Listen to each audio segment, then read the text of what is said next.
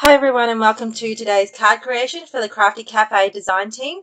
I'll be making this trio of summer cards and that's the theme we'll be focusing on for the Craftie Cafe. So to do that I've used this Avery Elle Cool Treats stamp set with coordinating dies and also this Lawn Fawn Stacks large cross stitch stackables. I've used this Artistico Aquarello watercolor 300-pound cardstock. This is 300 pounds, 300 GSM cardstock with the Clean and Clear color zig markers.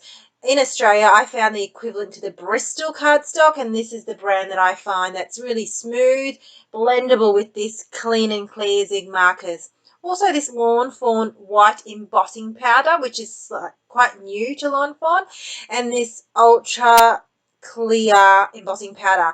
Why I've chosen this is we're going to use that not only for embossing, but as you can see here, we're going to be using it for a tone on tone. It's really, really good for that kind of effect where you don't want, one, if you don't have the matching coordinating ink, and two, it's just subtle, but it's enough. And it's really great for backgrounds, and it's one thing I usually do for mine. It's a go-to method, which you'll see in some of my previous posts on my social media.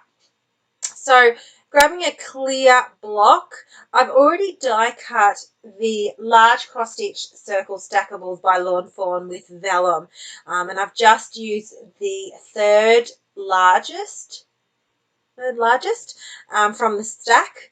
And you can see here I've already done the ice cream cone, and this one will do the icy cone, because that's kind of like more icy coney, I don't know. So I've used this Avery Elle stamp set, accidentally got the actual backing rather than the stamp itself, so you can see me going whoops. Right, once I've mounted that, I bring into view the clear sticky ink. Again, fabulous slow drying ink, great for tone on tone. There is no method to me stamping this. You'll see that I honestly just randomly stamp this background. I work my way from the top left and top down. That's the only method really that I use for this actual part. And I'll do this and repeat this process on this blush tone cardstock, as well as the pool cardstock, which is the one there to the right. So I have to speed this along, admittedly. It does take a little bit of time. I didn't want to bore you with the whole process. So that's why I'm speeding it. Now, this is a really good stamp set to use for the summer. Here in Australia, it's actually summertime. We don't get the winter, beautiful, snowy Christmas. We get the by the beach barbecues, sausage sangers, pavlova, all that kind of summer time. Anything related to summer, that's what we do. We use, I think you call them flip-flops, but we call them thongs. They're like the sandals, rubber sandals. So that's our attire here in Australia. Now, this one here, I find this one looks like a little bit like a smoothie. So when it comes to colouring this later on, I try and focus on like a green smoothie at one stage. I don't know, but I drink green smoothies. I drink mango smoothies. They're my two favourites, the matcha green ones and some like mango sorbet ones. So that's all my card backing. So this is directly on the actual card matted stock. Now these here, this two little pieces of cardstock that I've already cut up in half already, I've already prepped up with my embossing, what do you call that? Embossing buddy.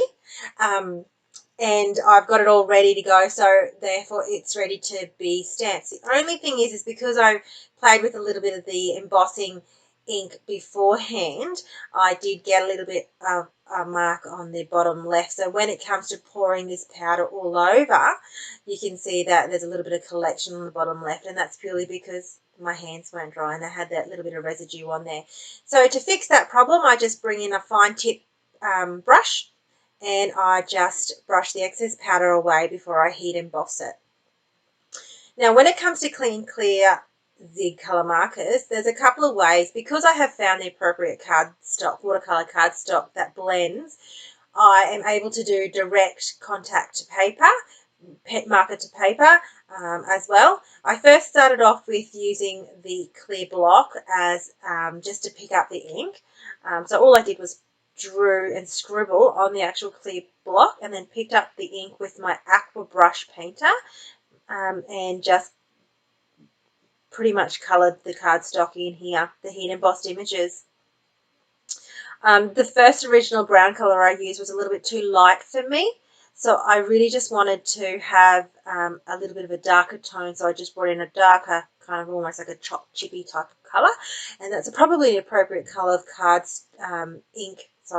clean clear marker to use, considering I'm focusing on like ice cream flavours. So with this, I just play with my Zig Clean and Clear coloured markers. I've got to think of a nickname for this because this is just too tongue twister for me. For the rest of the video, I'm just going to say markers, I think. It's just too much. So I've chosen like almost like a strawberry flavoured ice cream here by using this pink tone. I'll list all the markers as well in my blog. If you wanted to come and say hello to me in my blog and leave a comment, I would love to hear from you. So just focusing now on colouring these in. Now I've chosen a blue. Now the reason why I've chosen a blue is I wanted to almost have that kind of clear glassy tone. So I thought a blue was a little bit more appropriate colour, and then I just really washed it down with my aqua brush and just make sure I squeezed a lot of the water on there so it was more like a tone of the blue rather than solid colour. So with the green here, this is what I was talking to you about before. I wanted to like make it like a matcha smoothie, kind of, because that's what I drink. And I just thought it'd be fun to see a little green smoothie in the collection here. So I found this cardstock is so awesome to blend with, both with an aqua painter, but also with the markers directly. So if you use a darker tone, you bring in your lighter tone. Easy to blend. And I'm so glad I found it. Like I could have ordered from the States the Bristol colour cardstock that everyone seems to be using, but I really wanted to find the Australian equivalent here. And this one here I purchased through my local Craftie store. But everything else is available through the Craftie Online Store, this stamp set, the dies. Everything else is able to purchase it through them. So I'll put all the links to my supplies list in my description here on YouTube and also in my blog. So I tried to make this more like a mango, so I bring in a little bit of more orange tone as well. I love my mango smoothies. Mango is in full swing now here in Australia, and everything's mango. Breakfast, lunch and dinner, dessert. Mango, mango, mango, mango. Snacks, dried mangoes, everything. Mango, that's my one weakness here in summertime is I could easily live on mangoes for breakfast, lunch and dinner. Easily. Everyone will be like, what'd you have for breakfast? I'm like, mango. What'd you have for dinner? Mango. It's just what I do. It's just mango. I'm just mango mad around this time. So bringing in this Distress Oxide Vintage ink, I stamped the sentiment from the same stamp set 4 times because I actually wasn't happy with the actual angle of one of them. So I was like, I had to stamp it on one more time.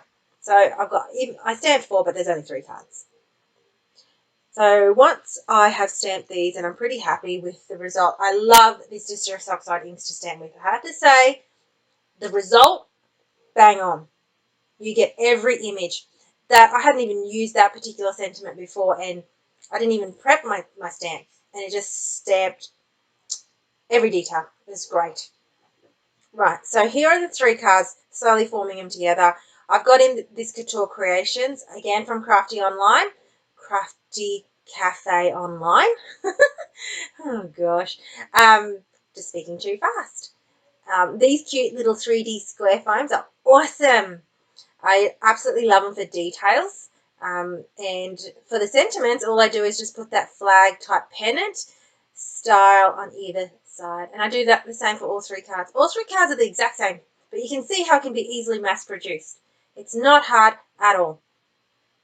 Now, once I use this 3D foam mount, I put this directly on vellum. However, I didn't want to use an adhesive that you could see through with the vellum, nor did I want to use a liquid one so that the vellum could warp. It's a pretty heavy, durable vellum, but I still didn't want to risk it. So what I've done is I've got my trusty glue dots, which I use for a lot of adhesive work. So even for ribbon, it's just quite a strong adhesive. For such a little adhesive, these little circles, they work fantastic. They will not budge. So putting these all together now, you can see how it's all turning out. Absolutely fabulous. Very simple design, but easily mass produced. You can absolutely count your my cards where I've actually used this same design quite often.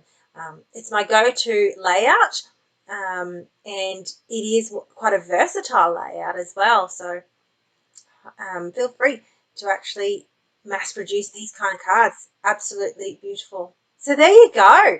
It was so easy to make and it was so much fun. The colours are pretty. These markers are bang on. This tone on tone stamping and this stamp set just worked perfect. So thanks for watching and I hope you have a lovely paper crafting day.